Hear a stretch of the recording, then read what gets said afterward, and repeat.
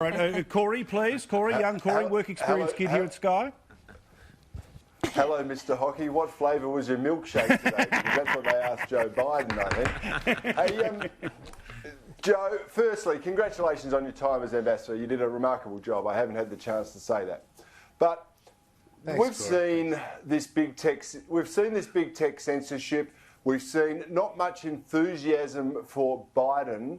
And with these latest email scandals that are coming out about his son and potentially him being on the take, will that stop the Democrats from coming to the polls, or do you think they just hate Trump that much they will vote for anybody, no matter what scandal is attached to it, because they want to change?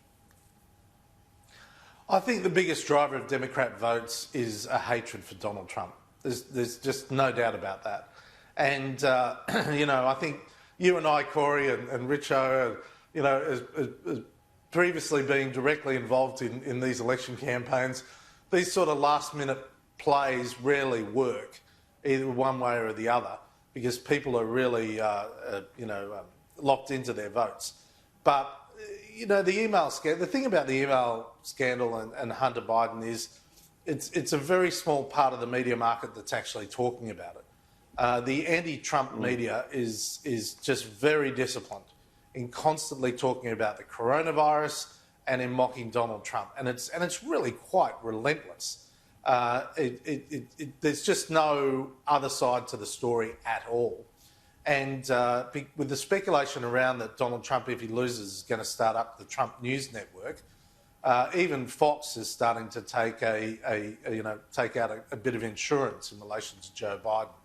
So it's very hard for these stories to get up. In relation to the Hunter Biden laptop story, the bottom line is Christopher Wray, the head of the FBI, needs to come out and say yes or no. It's as simple as that.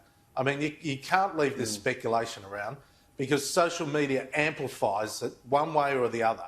And I think whenever there's an allegation, a serious allegation, and by the way, underlying, it's not just about the emails and the financial activity, there is a whole other story that's being talked about in relation to what was on the laptop.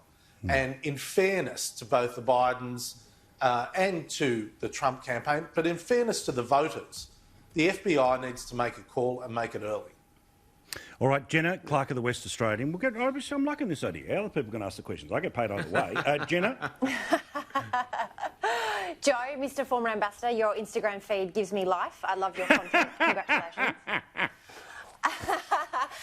But my question is, I guess we feel so far removed from the American election, and we have done for quite a few years. But again, I think we fail to understand that America is a very big trading partner for us, or one of our biggest allies. What do you want every Australian to really understand about the 2020 campaign and the ultimate result? Well, that ultimately it will be the view of the American people. It's a complicated nation which is made up of 50 different countries. And you're just trying to work your way, navigate your way around the United States is a monstrous task. And America is much more than Hollywood, New York and Washington, D.C. There is a multitude of communities out there, diverse communities, that all have very different views. And there are opportunities for Australians to better understand each community by travelling out into other parts of America when Australia can travel, by the way. But, you just can't label America as this or that. It is many things, but fundamentally it is an enormously important voice for freedom.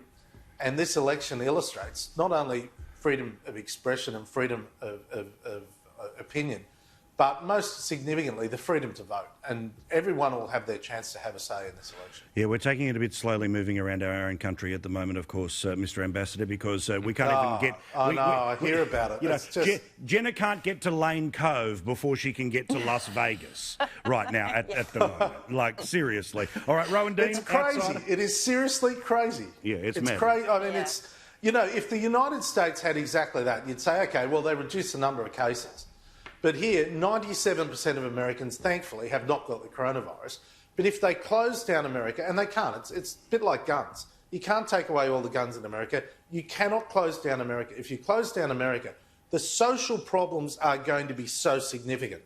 The murder rate, the shooting rate in major cities is well above last year.